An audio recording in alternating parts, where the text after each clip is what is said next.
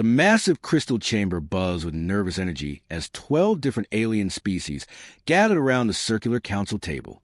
High Counselor Veltar, his blue scales catching the light, stood tall with his 4 eyes fixed on the small section where the humans sat. Ambassador Gene-Ho Park adjusted his simple black uniform and looked calmly at the alien faces around him. Next to him, Dr. Su-Jean Lee checked her data pad one last time. They both knew what was coming. "We are here today to solve a problem," Veltar announced, his deep voice echoing off the walls. The human problem. Murmurs filled the room. The ethereals, beings of pure energy, flickered with agreement. The rock-like stone people nodded their heavy heads. Even the peaceful plant-like Verdani seemed uncomfortable. Counselor Thex Ran, a tall gray alien with too many arms, spoke first. "For 200 years, we have watched humans handle our most dangerous tasks. They fix things that should not work. They go to places we cannot survive. They solve problems we cannot understand." "Yes," added another counselor. "But at what cost?" "They are loud. They are messy. They break our rules." Gene-Ho listened quietly. He had heard these complaints before. Humans were too violent. Humans were too unpredictable. Humans did not follow proper procedures. Dr. Lee leaned toward him. "Should we defend ourselves?" she whispered in Korean. Gene-Ho shook his head slightly. "Let them finish." Veltar raised on his long arms. "The humans have become too powerful. Too many species look to them first when there is trouble. This is not right. We are the advanced races. We should lead the galaxy." More voices joined in. The crystal beings complained about how humans had modified the ancient stargates. They use hammers and welding tools on technology that is millions of years old. One said, "It should not work, but somehow it does." The fish people from the water worlds spoke about human peacekeepers. They jump into wars between species that have fought for centuries. They get shot at, blown up, poisoned. Most die, but somehow they always make peace happen. "That is exactly the problem," Veltar said. "They succeed with methods we do not understand. Methods that seem impossible. This makes other species trust them more than us." Gene-Ho finally stood. "Honorable counselors, may I speak?" The room went quiet. Veltar nodded. "Humanity has always served the galaxy as requested. We have never asked for special treatment. We have never demanded payment beyond basic supplies. We go where you send us and do what you ask." "Yes," Thexran said. "And that is strange, too. Why do you do these things? What do you want?" Gene-Ho thought for a moment. "We help because help is needed. We fix things because they are broken. We make peace because war hurts people." Several counselors looked confused. Dr. Lee stood up next to her ambassador. "If I may," she said, "last month, humans saved a mining station at Kepler 7. The quantum extractors were failing. Your best engineers said it was impossible to fix. Our team found a way." With explosions and metal patches, one counselor complained. "It was not proper." "But it worked," Dr. Lee replied. 12,000 miners kept their jobs. The station still produces the rare metals you need. Veltar's scales darkened. "This is exactly what we mean. You do not follow rules. You make up solutions as you go. You are chaotic. We are adaptable." Gene-Ho said calmly. "You are dangerous." Veltar shot back. "Your influence grows every day. Soon, species will bypass this council entirely and go straight to humans for help." The truth hung in the air. Everyone knew it was already happening. Veltar looked around the room. "I call for a vote. Should humanity be expelled from all galactic affairs?" One by one, the species voted. The ethereals voted yes. The stone people voted yes. The fish people hesitated, then voted yes. The crystal beings voted yes. Only the Verdani refused to vote at all. 11 votes for expulsion, Veltar announced. "Humanity is hereby banned from all council space and activities. You have 48 hours to withdraw completely." Gene-Ho nodded slowly. "Very well. Humanity accepts your decision." The counselors looked surprised. They had expected arguing, pleading, maybe even threats. "You accept?" Thexran asked. "Yes." We will withdraw from all galactic commitments within 2 days as requested. Dr. Lee pulled out her communicator. Jean-Ho placed a hand on her arm. All commitments? Veltar pressed. The mining stations? The peace talks? The gate maintenance? The research stations? All commitments, Jean-Ho confirmed. Humanity will honor your wishes completely. As the humans prepared to leave, Dr. Lee whispered urgently, Sir, should I send the signal? Jean-Ho looked back at the council one last time. Veltar stood proud and tall. The other counselors looked satisfied. They had solved their human problem. Send it, Jean-Ho said quietly. Operation New Dawn begins now. Within hours, every human ship station and outpost in council space received the same coded message. By the end of the second day, humanity had vanished completely from the galaxy they had served for 2 centuries. The council celebrated their victory. They had no idea what they had just lost. 3 months after the humans left, Captain Thexran stood in the smoking ruins of Kepler Mining Station. The air filters in his suit worked hard to keep out the toxic fumes. Around him, twisted metal and broken machines told the story of a terrible disaster. How many dead? He asked his assistant. 12,000 miners, sir. All species. The quantum extractors failed completely. Thexran walked over to what was left of the main extraction unit. It looked like a mess of different alien technologies welded together with human metal patches. Thick cables ran everywhere. Some were held in place with simple wire ties. The human engineers kept this running for 30 years, his assistant said. Our best scientists said it was impossible. The technologies should not work together. But they did work, Thexran muttered, until we tried to maintain them ourselves. Engineer Zolvan from the Crystal People crawled out of the wreckage. His rock-like body was covered in soot. Captain, I found their maintenance logs. The humans were doing things that make no sense. Show me. Zolvan pulled up a holographic display. Look at this entry from Engineer Kim Dong-Soo. He wrote, Extractor number 3 is singing off-key again. Hit panel 7 with the big wrench until it sounds happy. Singing. Thexran stared at the log. It is a machine. The humans seemed to think machines had feelings, Zolvan said. Another entry says, Reactor is grumpy today. Fed it extra coolant and told a joke. Working fine now. Across the galaxy, similar disasters were happening everywhere. The Great War between the Sectari Empire and the Draconis Republic had exploded beyond all control. General Kethral read battle reports with growing horror. His elite troops, trained in proper military tactics, had suffered terrible losses. In just 3 battles, 60% of his forces were dead or wounded. How did the humans stop this war before? He asked his staff. The records show they used very strange methods, sir, his intelligence officer reported. Ambassador Park Min-ho once ended a battle by walking between the 2 armies with no weapons. He was shot 17 times, but somehow survived. Both sides stopped fighting to help him. That is insane, Kethral said. Yes, sir, but it worked. The humans seemed to think that showing they cared more about peace than their own lives made others want peace too. And now the war spreads to new systems every week. We cannot make the Sectari and Draconis trust us the way they trusted the humans. But the worst problems were happening at the Nexus gates. These ancient machines let ships travel instantly between distant stars. Chief Engineer Velcari of the Ethereal Collective floated in front of Gate Nexus 7, watching it flicker and die.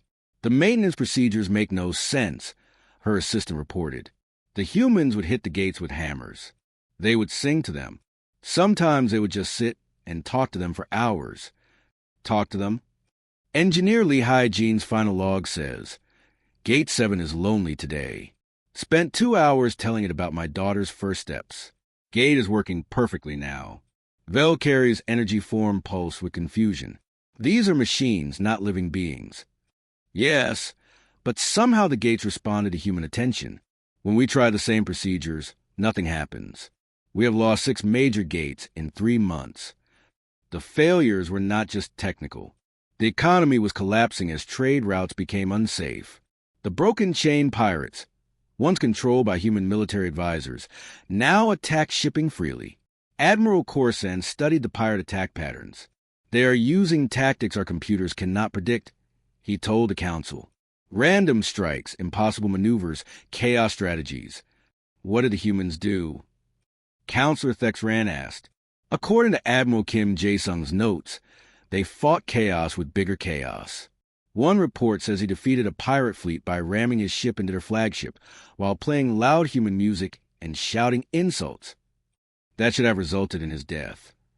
It did, sir, but his crew rescued him. The pirates were so confused they surrendered, and somehow he survived his injuries. The pirates said they respected him for being crazier than them.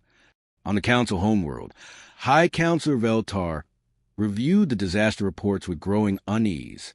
In just 3 months, the galaxy was falling apart. Sir, his aide said carefully, perhaps we should consider asking the humans to return? Veltar's scales turned dark purple with anger. Never. We're the advanced species. These are temporary problems. We will solve them with proper science and logic. But as another report arrived about the ancient void plague stirring in his containment facility, Veltar felt fear creeping into his heart. The plague was a quantum virus that ate space itself, turning matter into nothing. Only human scientists had ever been able to control it. Dr. Velcarry's urgent message made things worse. The void plague containment is failing. The human procedures involve one scientist entering the containment field without protection and talking to plague like it was a sad child. Our scientists refused to try this method. Why not? Veltar demanded. Because it sounds like suicide, sir. But according to the records, it worked for 200 years. Veltar stared at the report spread across his desk. Mining disasters, expanding wars, failed technology, economic collapse, and now a plague that could eat the galaxy. All because they had lost the one species that somehow made impossible things work. 8 months after humanity's departure, the galaxy was dying. Dr. Velcarry materialized in the emergency council chamber, her energy form crackling with panic. Counselors, we have lost 17 star systems to the void plague. It broke containment 3 days ago. The chamber fell silent. Every species knew about the void plague, a quantum virus that ate matter and turned it into empty space. For 2 centuries, it had been safely contained at Research Station Omega, 7 by human scientists. Explain how this happened, High Counselor Veltar demanded, though his voice shook with fear. Dr. Velcarry's form dimmed. The containment procedures were unusual. Head researcher Kim So-young would enter the containment field personally, with no protective suit. That is suicide, Counselor Thex Ran gasped. Yes, but she survived. Her logs say the plague is not truly alive, but it is lonely. She would sit with it for hours, reading its stories from human books, telling it about her day, singing human songs. You mean she talked to plague that eats matter? Every day for 15 years. Her final log entry says, the plague just wants someone to acknowledge it exists. When I tell it I see it, it stays calm. When I ignore it, it gets hungry and tries to eat things to get attention. Veltar's 4 eyes widened, and after she left, we tried to follow her procedures. We sent our best scientists into the containment field to talk to the plague. It ate them all immediately. It only responds to humans. The plague was now consuming 2 star systems every day, leaving behind nothing but empty space. Billions of beings were dead or fleeing in panic. But the plague was not their only problem. The frontier wars had grown into the largest conflict in galactic history. 22 species were now fighting, and the violence spread to new systems every week. General Kethral reported to the council with his remaining arm in a healing cast. We cannot understand their battle tactics. The humans left behind strategic notes, but they make no sense. What did they say? Veltar asked desperately. Admiral Park Minacio's final report states, you cannot defeat chaos with order. You must out-crazy the crazy. Dance with the madness until it becomes music. That means nothing, Thex Ran complained. Perhaps to us, Kethral said grimly, but somehow it worked. The humans would do impossible things.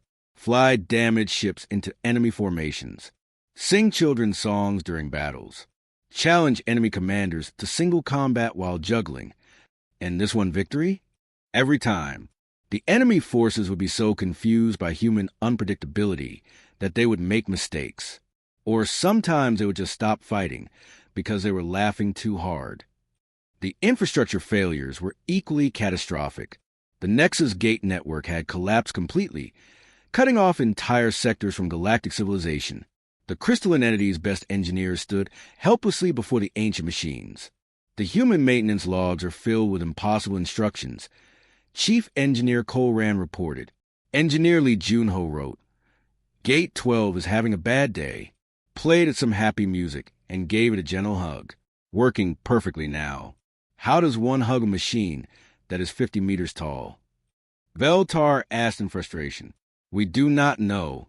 We tried playing music to the gates. We tried touching them gently. Nothing works. The gates only responded to human touch. Meanwhile, the broken chain pirates have become unstoppable.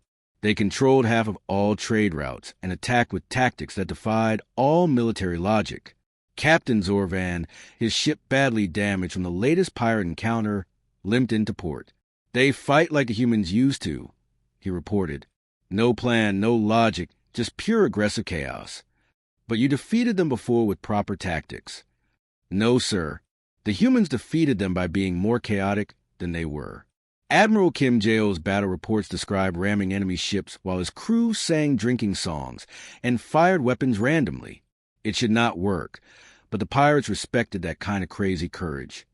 In the depths of space, Intelligence Chief Zorvan made a discovery that shook the Council to its core. Hidden in abandoned human facilities were evidence of decades of secret planning. Counselors, he reported via urgent transmission, humanity did not just leave. They prepared for this possibility for 40 years. I found hidden supply depots, secret shipbuilding facilities, and communication networks we never knew existed. What are you saying? Veltar scales had turned pale gray. While we thought they were our servants, they were building their own civilization. They have allies we never knew about, hundreds of species that never joined the Council. They were ready to leave us long before we expelled them. The final blow came when the economic reports arrived. Without human maintenance and crisis response, galactic trade had collapsed. Unemployment reached 60%. Food shortages spread across dozens of worlds. Veltar sat alone in his private chamber, staring at casualty reports. The Void Plague now consumed 5 star systems daily. The wars involved 30 species. The pirates controlled major shipping lanes. The economy was dead. His aide entered quietly. Sir, the military estimates we have 6 months before total civilizational collapse. Veltar closed all 4 eyes in defeat. Send our fastest ships to find the humans. Offer them anything they want.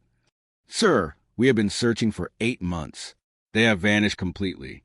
Our best scouts cannot find any trace of where they went. For the first time in his long life, High Counselor Veltar felt true despair. The species he had dismissed as primitive chaos makers had been an invisible foundation holding the galaxy together. And now they were gone. 1 year after the Great Dismissal, High Counselor Veltar stood on the bridge of the Council's most advanced search ship, staring at the empty human homeworld of Earth. The blue planet spun peacefully below them, but no lights showed in the darkness where cities once glowed. Any signs of life? Veltar asked. Captain Thexran checked his instruments again. None, sir. The planet is completely empty, but there is no damage. No explosions, no disease, no disasters. They just left. Search teams have been exploring human worlds for months. Every planet told the same strange story. The cities were clean and undamaged. Plants were still watered. Machines were turned off properly. Even pet animals have been taken care of, left with friendly alien neighbors or taken along.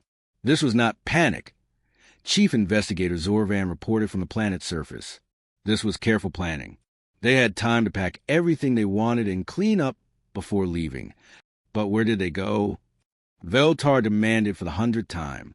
The search had covered 47 human worlds, 312 space stations, and dozens of research outposts.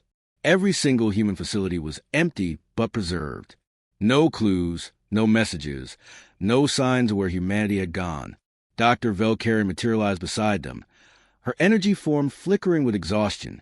Counselor, I have analyzed the quantum signatures from their departure points. The readings are unlike anything we have ever seen. Explain. They did not use normal space travel. These energy patterns suggest they developed some form of dimensional transit technology. They may have stepped outside normal space entirely. That is impossible, Thex Rand said. Our best scientists have tried to develop dimensional travel for thousands of years. Yet the evidence is clear, Dr. Velcarry replied. Somehow, humanity learned to travel between dimensions. Our tracking technology cannot follow where they went. The search had revealed disturbing truths about humanity's secret activities.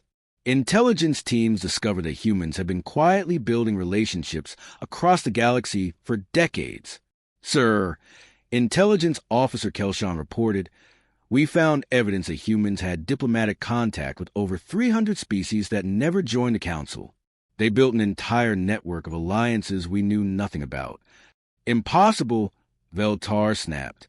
They were junior members. They followed our orders. With respect, sir, they followed our orders while also doing many things we never knew about. The Verdani refused to talk to us about human activities.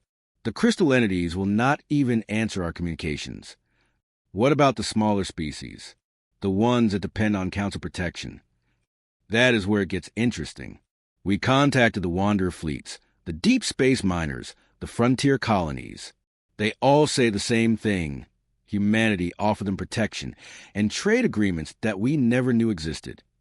Veltar felt his scales turning cold gray. You mean while we thought they were our servants, they were building their own empire? Not an empire, sir. More like a family. Every species we talk to speaks about humans with affection. They say humans treated them as equals, not as subjects. The investigation revealed more shocking discoveries. Hidden supply depots in deep space, filled with advanced technology. Secret shipyards building vessels with designs no Council scientists could identify. Communication networks that reached into unexplored space. They were preparing to leave us for 40 years, Zorvan reported grimly. While we debated whether they were useful enough to keep around, they were building lifeboats. The search teams found one more disturbing piece of evidence. In several abandoned human facilities, they discovered research labs working on projects the Council had never authorized. Dr. Velcarry examined the equipment with growing amazement. This technology is decades ahead of our best science. They were not just maintaining our old systems. They were developing completely new ones. Like what? Self-repair machines. Quantum communicators that work across any distance. Energy systems that seem to run on nothing but space dust. And these dimensional travel devices. Why did they not share this technology with the Council? Dr. Velcarry's energy form pulsed with what might have been sadness. Perhaps they tried, but we were not listening. We thought they were primitive. We ignored their research reports and focused only on having them fix our problems. Meanwhile, in the unexplored regions beyond Council space, Captain Kim Dongwook commanded the massive colony ship New Horizon. Around him, the bridge crew monitored the construction of humanity's 15th New World. How are the terraforming projects going? He asked the science officer. Dr. Yoon Ji-hai smiled as she checked the reports. Faster than we ever dreamed, Captain. Working with Verdani plant technology and crystal energy systems, we can make dead worlds livable in months instead of decades. And our new allies? Growing every day. 3 more species joined the Free Alliance this week. They bring the total to over 400 member species. Any word from Council space? The same reports, sir. The void plague spreads daily. The wars involve more species every week. Their economy is collapsing. Captain Kim looked out at the stars. Stars the Council had never explored because they thought this region of space was empty and worthless. And they still have not found us? No, sir. Our dimensional jump technology is beyond their understanding. As far as they know, humanity simply vanished from the universe.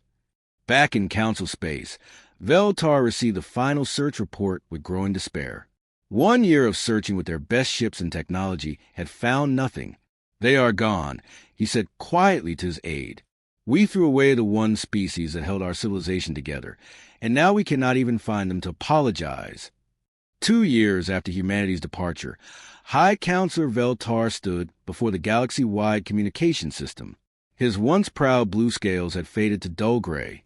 Behind him, holographic displays showed the spreading disaster. 63 star systems consumed by the void plague, 30 species locked in endless war, and complete economic collapse. Citizens of the galaxy, Veltar began, his voice heavy with shame, I speak to you in our darkest hour. The Council, I made a terrible mistake. His 4 eyes looked directly into the camera.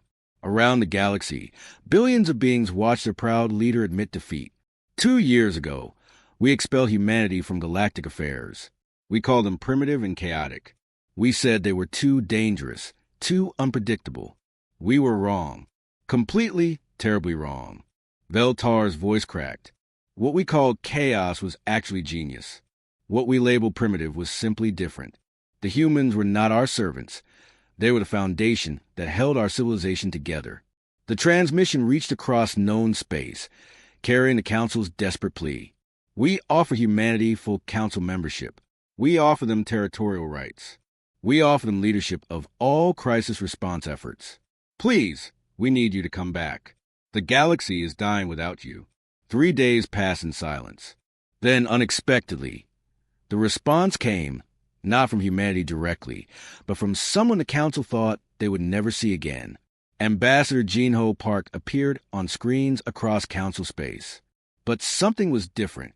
Behind him, unfamiliar stars shone through massive windows. On his uniform was a new symbol, the emblem of something called a Free Alliance. Honorable Counselors, Jinho said, his voice carrying the same polite tone as always, but with new confidence beneath it. We have received your message. The Free Alliance appreciates your acknowledgement of past mistakes. Free Alliance? Veltar whispered to his aide, though the transmission was one way. Jinho continued. When the Council expelled humanity 2 years ago, we accepted your decision and withdrew as requested. But we did not simply disappear. Along with our friends, the Verdani, the Crystal Entities, the Wander Fleets, and 317 other species, we built something new. The image behind Jinho changed, showing thriving world with cities that blended human architecture with alien designs. Massive ships moved between the stars, their hulls decorated with symbols from dozens of different species. We offer help with your current problems, Jinho said. The void plague can be contained. The wars can be ended. Your failing infrastructure can be repaired. But not as servants returning to their old place. Dr. Sujin Lee appeared beside Jinho. Her hair was streaked with gray now, but her eyes were bright with hope. We have successfully contained 23 void plague outbreaks, she reported. Admiral Park Minasio has ended 18 separate conflicts in Free Alliance space. Our engineers have built new gate systems that work better than the old ones. Jinho stepped forward. We propose a new structure for galactic civilization. Not a council of the powerful ruling over the weak, but a true federation where every species, large or small, advanced or developing, has an equal voice. The terms were breathtaking. Complete dissolution of the current council hierarchy.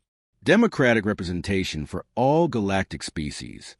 Shared technology agreements. Open borders and free trade.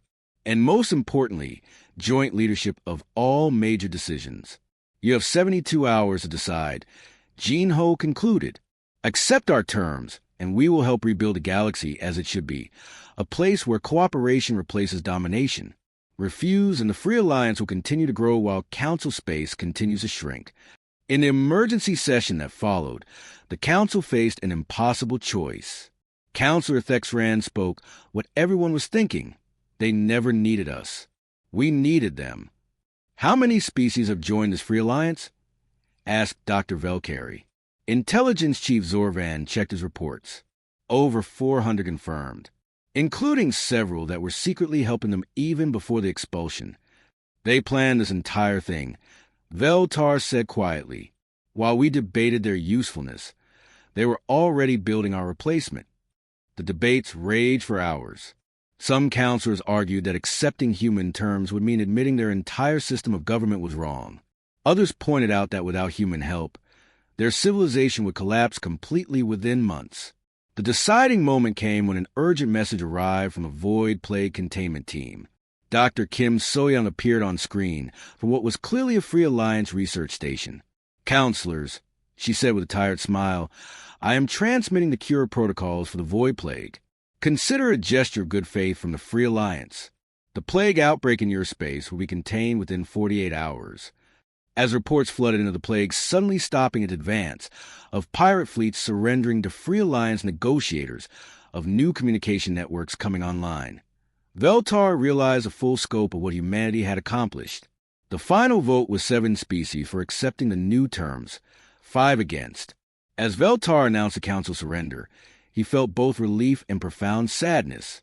"They did not walk away from us," he said to his aide as he prepared the acceptance message. "They walked toward a better future, one they built without asking our permission." Admiral Kim Jae-ho stood on the bridge of the Free Alliance flagship New Hope, watching the first council ships arrive to join the new Federation. Beside him, Dr. Lee Hai-won monitored the peaceful integration of former council worlds. "Do you think they have learned their lesson?" she asked.